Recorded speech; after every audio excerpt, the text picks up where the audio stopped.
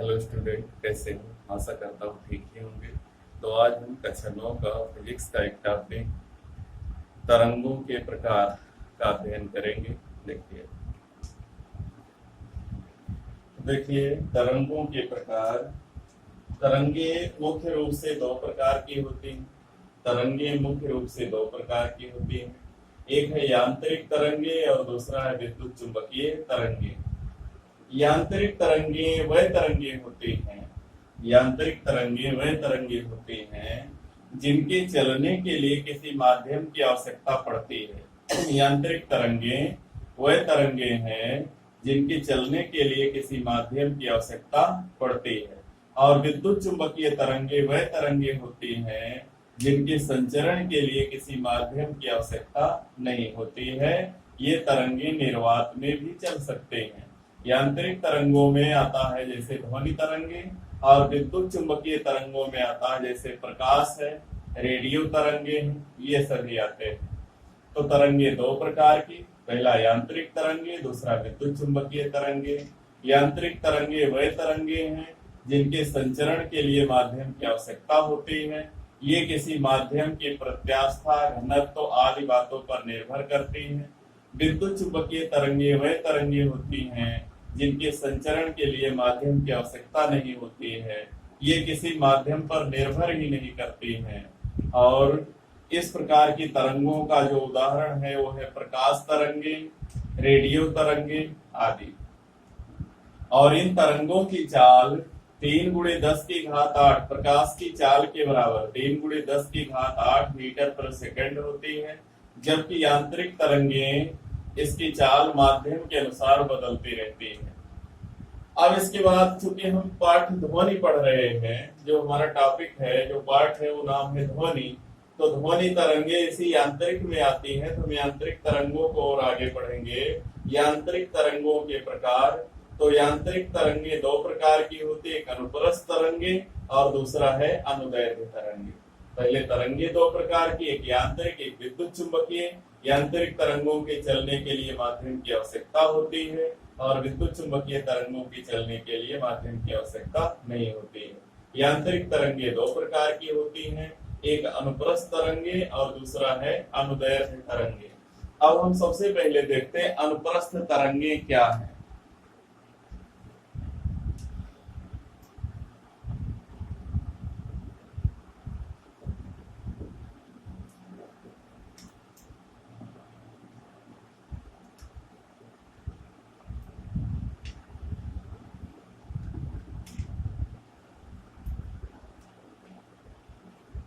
अनुप्रस्थ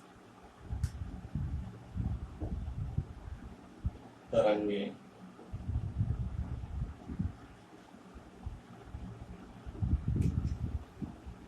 अनुप्रस्थ तरंगे ट्रांसवर्स वेव्स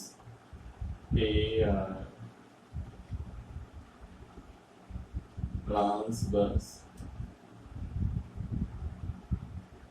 वेव्स।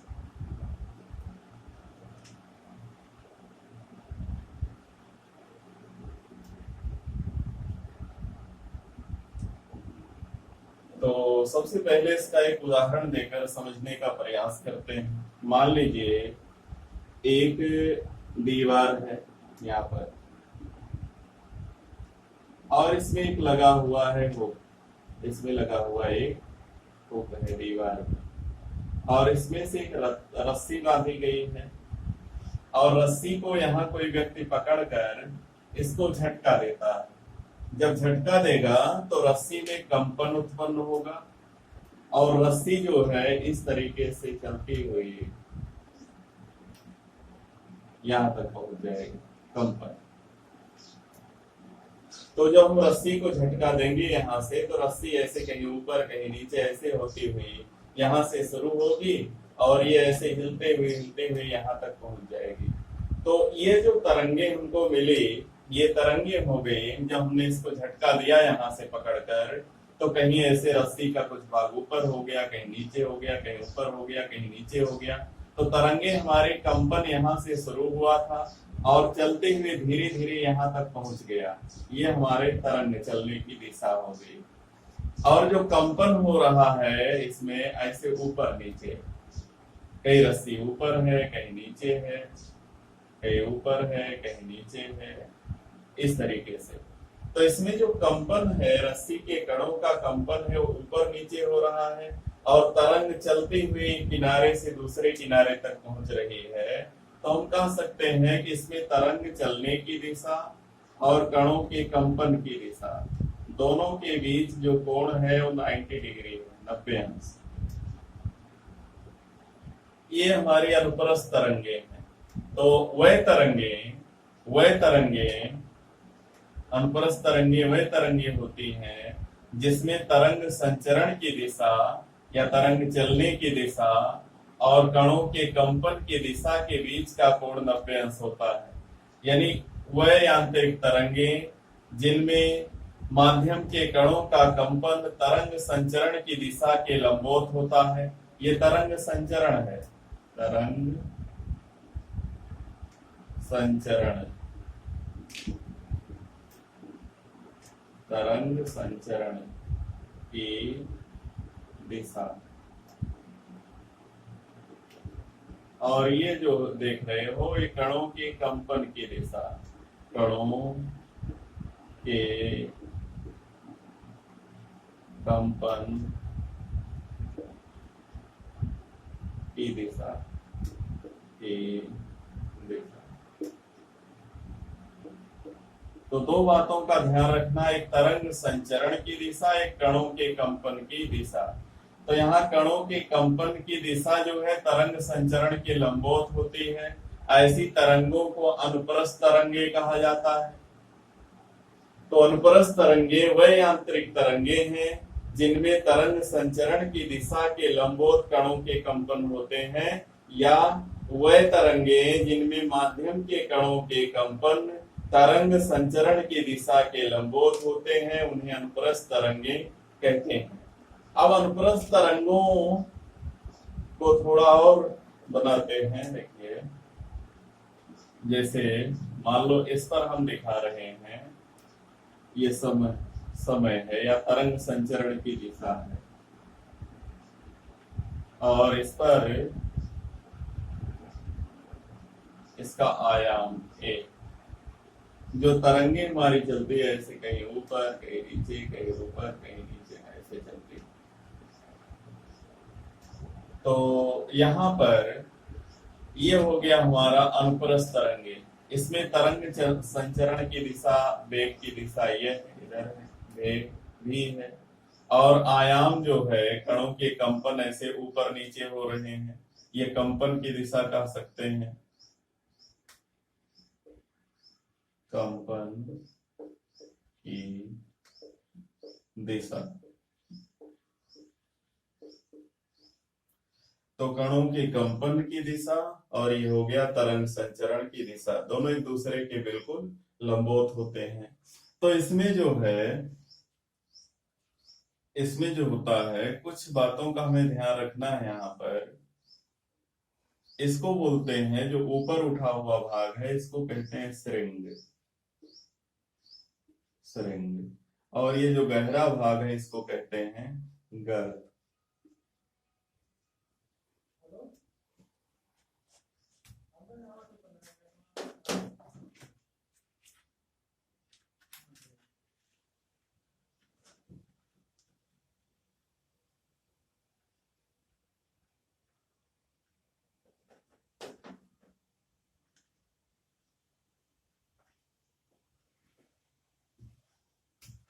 तो यहाँ पर दो बातों का ध्यान रखना है।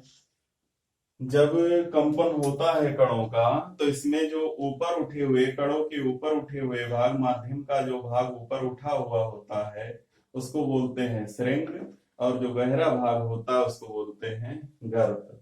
जैसे एक उदाहरण देते हैं कि यदि कोई तालाब का जल है, तालाब है, और इसका जल का ऊपरी सतह ऐसे समतल होती है, इसमें जब हम कोई पत्थर फेंकते हैं तो यहाँ ऐसे बन जाता है, फिर कुछ दूरी पर ऐसे उठ जाता है, ऐसे ऐसे चलते हुए किनारे तक आ जाती है। तो ये जो पत्थर का फेंकना है, जहां गिरेगा वहां जल का कण सभी ऐसे नीचे हो जाएंगे, फिर इसके हिलने से बगल वाले जल का कण हिलते हुए किनारे तक, इधर भी किनारे तक पहुंच जाता है। तो जो इसमें गहरा भाग होता है वो गर्त कहलाता है, जो उठा हुआ भाग होता है वो श्रृंग कहलाता है। तो जो ये अनुप्रस्थ तरंगे हैं ये श्रृंग और गर्त के रूप में चलते हैं। श्रृंग शब्द जो है यानी उठा हुआ, समतल से ऊपर उठा हुआ भाग, और गर्त है गहरा भाग। तो इस तरीके से हम इसको आसानी से समझ सकते हैं। अब इससे संबंधित कुछ और परिभाषाएं हैं, देखते हैं क्या है। जैसे ये माध्य स्थिति है और इसके एक तरफ कण जो है जितनी अधिकतम दूरी तय करता है उसको कहते हैं आयाम। इतनी दूरी क्या कहलाती है? आयाम। और चाहे यहां पर नाप लें, ये कहलाता है आयाम। तो आयाम क्या है?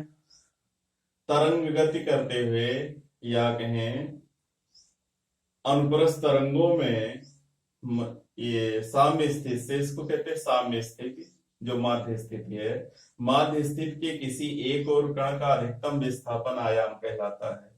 तो एम्पलीट्यूड है कि अनुप्रस्थ तरंग गति करते हुए कण की साम्य स्थिति से किसी एक दिशा में अधिकतम विस्थापन आयाम कहलाता है। और एक बात का ध्यान रखना, जैसे जब हम रस्सी को झटका देते हैं तो यहाँ कण जो है, जो कण है वो अपने स्थान पर ही ऐसे ऊपर नीचे होता है। ऐसा नहीं कि ये कण चलते हुए ऐसे चलता है, कण नहीं चलते हैं, केवल तरंगे आगे बढ़ती हैं। कण जो है वो अपने ही स्थान पर बने रहते हैं। तो ये आयाम कहलाता है। और एक सेकंड में जितने दोलन पूरे हो जाते, जैसे यहां से चला जीरो से, अधिकतम फिर जीरो, फिर न्यूनतम, फिर जीरो, यहां तक पहुंचने में, यहां से लेकर यहां तक पहुंचने में एक दोलन पूरा होता है। इतना जो टाइम लगता है उसको कहते हैं आवर्त काल। एक दोलन पूरा करने में लगे समय को आवर्त काल कहते हैं।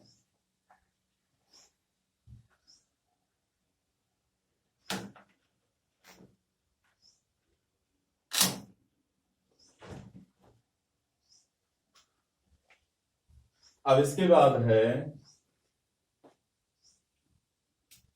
तरंग दैर्ध्य। आयाम मिल गया,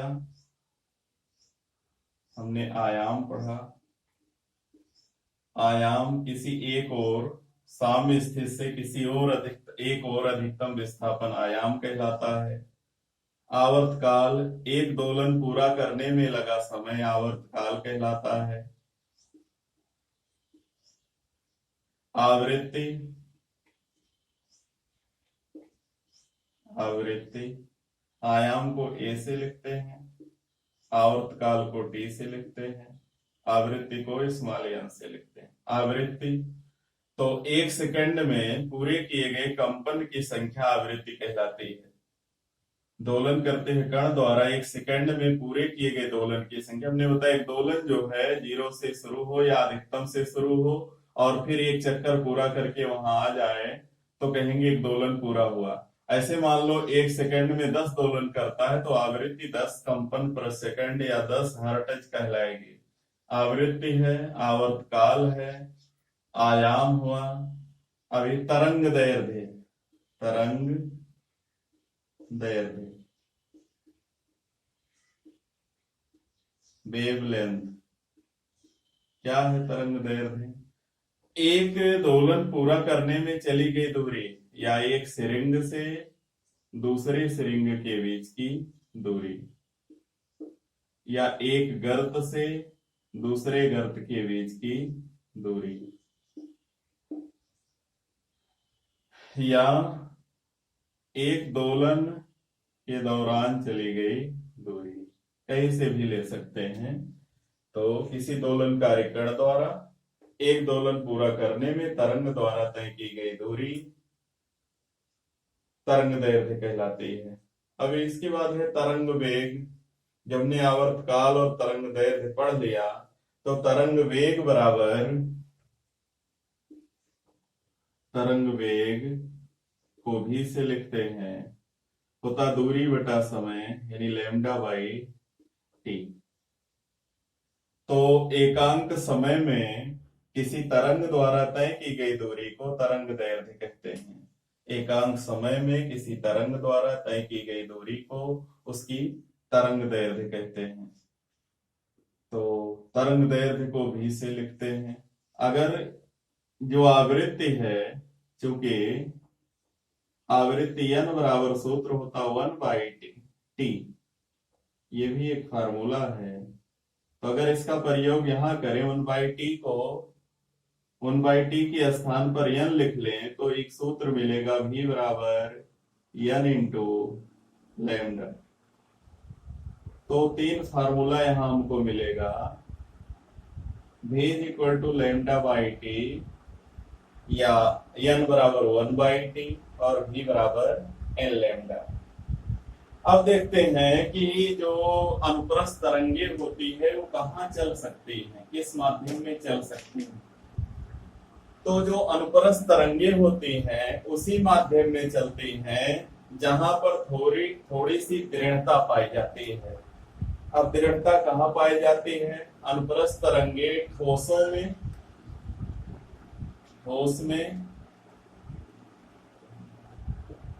ठोस में दृढ़ता होती है, और द्रव की सतह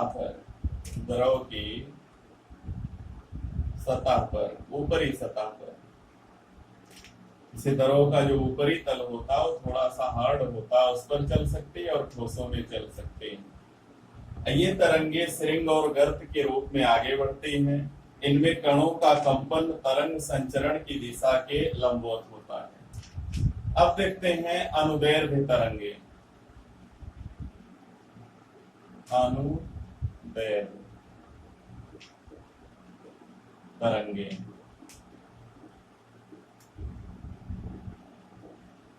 अनुदैर्ध्य तरंगे लॉन्गिट्यूडिनल वेव्स।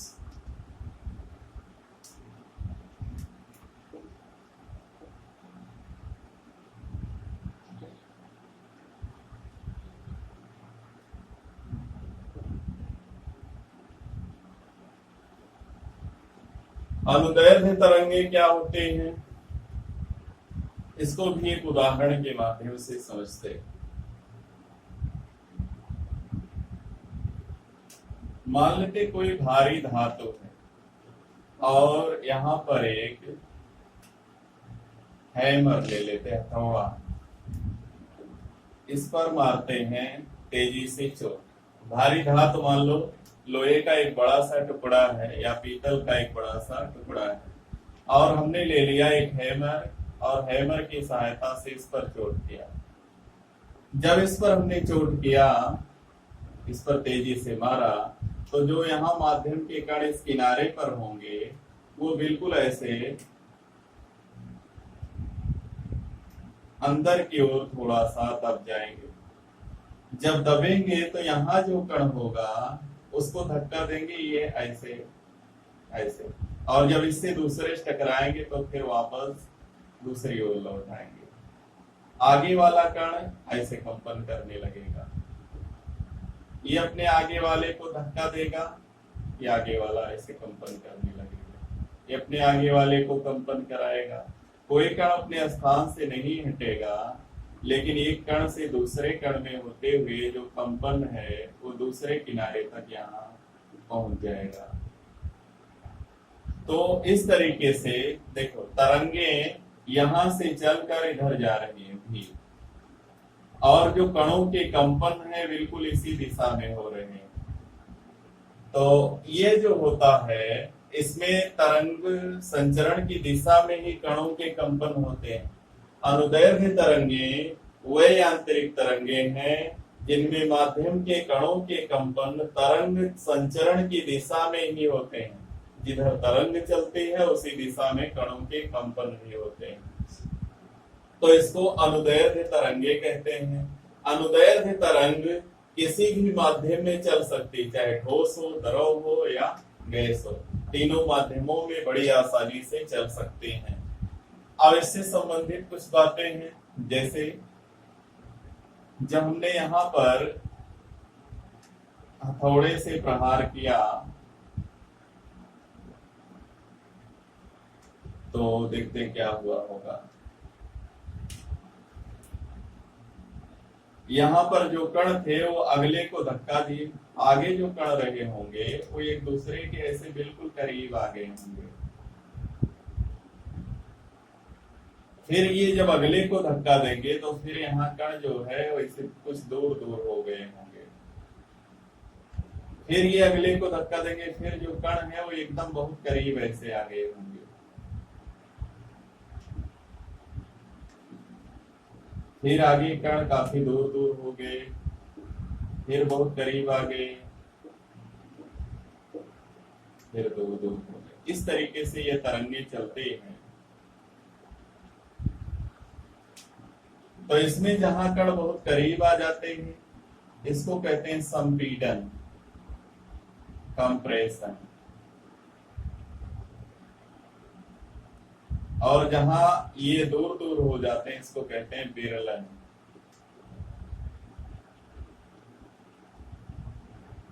तो जब हम इस पर चोट मारते हैं किसी धातु पर, तो इसमें जो माध्यम के कण होते कुछ स्थानों पर बहुत नजदीक आ जाते हैं और कुछ स्थानों पर दूर दूर हो जाते हैं। तो जहां बहुत नजदीक आ जाते हैं उसको कहते हैं संपीडन, और जहां दूर दूर हो जाते हैं उसको कहते हैं विरलन। तो जो अनुदैर्ध्य तरंगे हैं ये संपीडन और विरलन के रूप में आगे बढ़ती हैं, जबकि जो अनुप्रस्थ तरंगे हैं वो श्रृंग और गर्त के रूप में आगे बढ़ती हैं।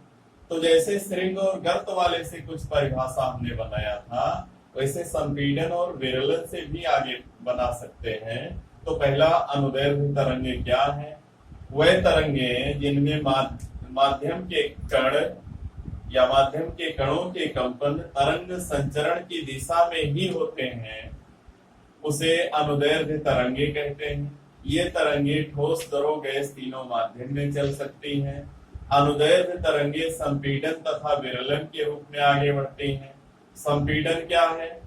माध्यम के कण जब बहुत करीब करीब आ जाते हैं तो उस स्थिति को संपीडन कहते हैं, और जहां माध्यम के कण दूर दूर हो जाते हैं उसे विरलन कहते हैं। तो किन्हीं दो संपीडनों, दो निकटतम संपीडनों के बीच की दूरी को तरंग दैर्ध्य कहते हैं। दो निकटतम संपीडनों के बीच की दूरी को तरंग दैर्ध्य, या निकटतम विरलनों के बीच की दूरी को तरंग दैर्ध्य, चाहे संपीडन के बीच की दूरी कहते हैं चाहे विरलन के बीच की दूरी को तरंग दैर्ध्य लैम्डा कहते हैं। और यहाँ भी अगर आयाम की बात करें तो कण जो साम्य स्थित से किसी एक दिशा में अधिकतम विस्थापन, इसमें दिखाना आसान नहीं है, लेकिन परिभाषा बिल्कुल वही है जो अनुप्रस्थ में हमने निकाला था। इसमें भी तरंग वेग होता है, तरंग दैर्ध्य होता है। एक संपीडन से अगले संपीडन तक जितना टाइम लगता है उसको तरंग दैर्ध्य कहते हैं। और एक सेकंड में जितने ज्यादा संपीडन या जितने संपीडन और विरलन कंप्लीट होंगे, एक संपीडन से दूसरे संपीडन को एक चक्र कह सकते हैं। तो एक सेकंड में जितने संपीडन बनते हैं या जितने तरंगे पूरी हो जाती हैं, जितने चक्र हमारे कंप्लीट हो जाते हैं, उसको आवृत्ति के नाम से जानते हैं। तो यहाँ भी बिल्कुल यही, बस एक बात का ध्यान रखना कि एक संपीडन, दो निकटतम संपीडनों या दो निकटतम विरलनों के बीच की दूरी को तरंग दैर्ध्य लैम्डा कहते हैं। संपीडन क्या है? तो अनुदैर्ध्य तरंग करते समय माध्यम के कण जहां बहुत करीब आ जाते हैं तो उस स्थिति को संपीडन कहते हैं, और जहां दूर दूर हो जाते हैं उसको विरलन कहते हैं। अनुदैर्ध्य तरंगे ठोस, द्रव तथा गैस तीनों माध्यमों में चल सकती हैं। इनके लिए दृढ़ता की आवश्यकता नहीं होती है। जब भूकंप आता है तो यही तरंगे, अनुदैर्ध्य तरंगे ही पृथ्वी के अंदर गतिमान होती हैं। ये हो गया हमारा अनुदैर्ध्य तरंगे। अनुदैर्ध्य तरंगे जैसे जब हम बोलते हैं ध्वनि, ध्वनि भी अनुदैर्ध्य तरंगे ही है। आगे है अनुप्रस्थ तरंग, अनुदैर्ध्य तरंग।